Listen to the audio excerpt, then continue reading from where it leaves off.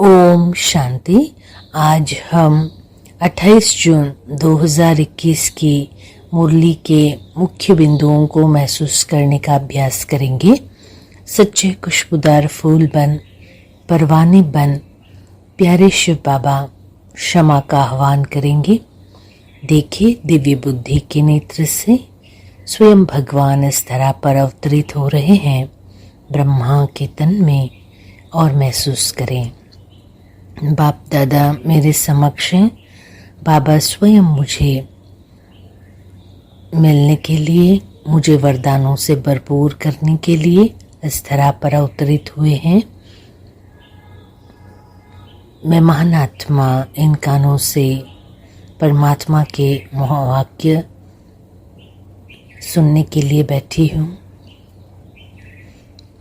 बाबा कह रहे हैं, मेरा मीठा बच्चा महसूस करे और स्वीकार करे परमात्म प्यार को। पापा ने कहा है, मीठे बच्चे अपनी को आत्मा समझ, आत्मा से बात करो। सच्चे फूल वह जो आप समान खुशबूदार फूल दूसरों को बनाते हैं। श्रीमत पर जरूर चलना है और पूरा पूरा बलिहार जाना है। तो इन महावाक्यों को महसूस करेंगे और दिल से वायदा करेंगे कि बाबा हम सच्चे परवाने, सच्चे खुशबूदार फूल बन दूसरों को भी खुशबूदार फूल बनाएंगे। श्रीमत पर चलेंगे, पूरा पूरा बलिहार जाएंगे। आज के मुरली से हम महसूस करेंगे कि हम ईश्वर के औलाद हैं, इसलिए हमें पूरा पूरा बलि चढ़ना है और जीते जी मरना है। जैसे गरीब जब कोई साहूकार के गोद में चला जाता है तो उसे वही याद रहता है। साहूकार माँ बाप को प्यार से याद करता है क्योंकि उससे धन भी बहुत मिलता है। इसी तरह हम ईश्वर के औलाद हैं, तो हमें अथाह धन देने के लिए बाबा आए हैं। तो वो प्राप्ति को हम सामने रखेंगे तो बाबा को प्यार से याद कर सकेंगे और श्रेष्ठ पद पाने का पुरुषार्थ भी कर सकेंगे। महत्व की बात बाबा ने ये भी सुनाया, साधु सन्यासी आदि बहुत साधना करते हैं, मुक्तिधाम में जाए, कहते हैं ज्योति ज्योत में समा जाएंगे, निर्वाण धाम चले जाएंगे। लेकिन जब तक दूर देश में रहने वाले बाप न आए तब तक कोई रास्ता न दिखाए। ऋषि मुनि तो अनेक वर्ष तपस्या करते रहे लेकिन उनको भगवान नहीं मिले, लेकिन हमें भगवान मिले। दूर देश का रहने वाला आया हमें मुक्तिधाम ले चलने। तो इस बात को रियलाइज करेंगे कितना बड़ा भाग्य हमें मिला है। दूसरी बात महत्व की बाबा ने ये समझाई कि जैसे बाबा हर युग में नहीं आता, संगम युग में आता है, युगे युगे नहीं आते हैं। जब पूरा ग्रहण लग जाता है, कलाएं कम हो जाती है, तब बाबा आते हैं और हम सभी प्यारे परवानों को समझाते हैं। तो इस भाग्य को महसूस करें कि भगवान स्वयं आकर मुझे इस सृष्टि चक्र का राज बता रहे हैं। राज बताकर मुझे देवी देवता यानी सुखधाम के मालिक बना रहे हैं।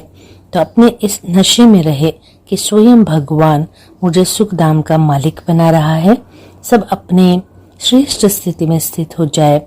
मैं आत्मा सुखधाम का मालिक हूँ और श्रीमत पर चलकर अपने जीवन को श्रेष्ठ बनाएंगे। और बाबा ने बहुत ही महत्वपूर्ण बात ये भी बताया, महसूस करें जैसे तुम ईश्वर के औलाद हो, इसलिए जैसे ईश्वर नॉलेजफुल है ऐसे तुम भी नॉलेजफुल हो। तो जब हम इस महत्व की बात को स्वीकार करेंगे कि मैं ईश्वरीय औलाद हूँ, तो हर कर्म हम नॉलेजफुल होकर करेंगे और हर संकल्प, बोल, कर्म को श्रेष्ठ बना सकते हैं। इसलिए बाबा कहते हैं देहभान को छोड़ो और देही अभिमानी बन जाओ। किसी को दुख नहीं दो, सदा सुखदाता बन जाओ। जैसे ईश्वर सुखदाता है ऐसे तुम भी सुखदाता बन अपने कर्मों को श्रेष्ठ बना के सबको सुख दे करके दुआएं लो। बाप समझाते हैं कि बच्चे अगर सुखी बनना चाहते हो, कभी भी दुख नहीं पाना चाहते हो, तो 21 जन्मों के लिए बाबा आए हैं तुम्हें सुख देने के लिए। तो उनके मत पर चलकर 100% सौभाग्यशाली बनना है। तो उसके लिए बाबा कहते अच्छे अच्छे फूल को देखकर बाबा भी बहुत खुश होते हैं, जो सदा मस्त रहते हैं, जो परवाने बनकर बाबा के श्रीमत पर चलते रहते हैं। तो बाबा से वायदा करेंगे हम भी ऐसे सच्चे परवाने बनकर और श्रीमत पर चलकर खुशबूदार फूल बनेंगे, सच्चे परवाने बनेंगे। ऐसा वायदा हम बाबा से करेंगे। बाबा ने आज ये भी बताया कि मैं गरीब निवाज हूँ। गरीब का 25-50 रुपया और साहूकार का 50,000 रुपया दोनों इक्वल है। जो भावना से सेवा करते हैं उनको फल मिलता है।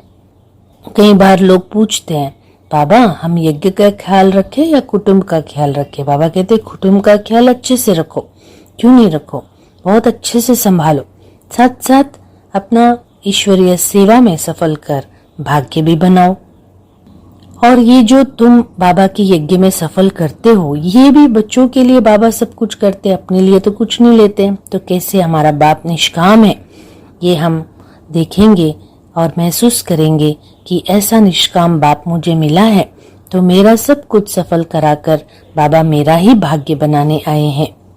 खास महत्व की बात बाबा ने ये बताए, जो योग युक्त होंगे उन्हें बाप की मदद मिलेगी और कहाँ भी बैठे विनाश भी देखेंगे। तो जैसे बाबा ने शुरू में बहुत साक्षात्कार कराए, ऐसे अंत में भी बाबा सभी सीन दिखाएंगे। तो बस यही याद रहे कि हम प्रिंस बनकर जा रहे हैं। चेक करें मैं कितने ज्ञान की खुशबू फैला रही हूँ, ज्ञान योग की शिक्षा कितना धारण कर रही हूँ। अगर हम दोनों बातों का चार्ट रखेंगे तो सदा प्रफुल्लित रहेंगे। और साथ में भाई भाई का अभ्यास जरूर करें। मैं आत्मा भाई से बात कर रहा हूँ। आत्मिक स्थिति में रहकर आत्मा को देखने का अभ्यास बढ़ाएंगे। और मुरली भी जब हम सुनते हैं ये महसूस करें कि परमात्मा स्वयं मुझ आत्मा से बात कर रहे हैं। इस महत्व के बात को अंडरलाइन करेंगे और सारे दिन में बार बार अशरीरी बनने का अभ्यास भी करते रहेंगे। तो इससे क्या होगा कि बड़ी सूक्ष्म बुद्धि वृद्धि को पाती रहेंगी। जितना सूक्ष्म बनेंगे उतना पुरुषार्थ भी हमारा तीव्र होता जाएगा। बाबा ने महत्वपूर्ण बात ये भी बताया, अमृत वेला उठकर विचार सागर मंथन करना है। ये टाइम अच्छा है मेहनत करने के लिए, क्योंकि वातावरण का भी सहयोग मिलता है। तो अपने अमृत वेले को पावरफुल बनाने के लिए सुबह उठकर विचार सागर मंथन करना है। ये हम खुद से वायदा करेंगे और चेक करेंगे फालतू बातों में टाइम तो वेस्ट नहीं कर रहे हैं, अपना पैसा जो है वो पाप की तरफ तो नहीं लगा रहे हैं। इन बातों पर चेकिंग रखेंगे और आत्मा समझकर आत्मा भाई से बात करेंगे और किसी से भी झगड़ा नहीं करेंगे। इन बातों को अंडरलाइन करेंगे।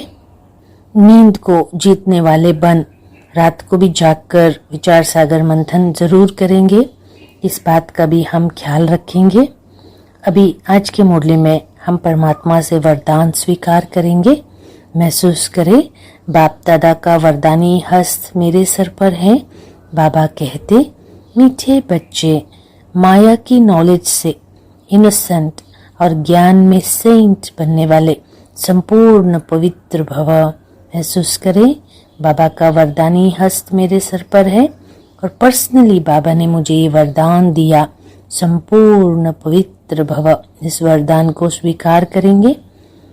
जब हम अपने आत्मिक स्वरूप में स्थित हो जाएंगे तो भविष्य संस्कार जब स्मृति में स्पष्ट होगा, तब आत्मिक स्वरूप की स्मृति सदा काल और स्पष्ट रहेगी।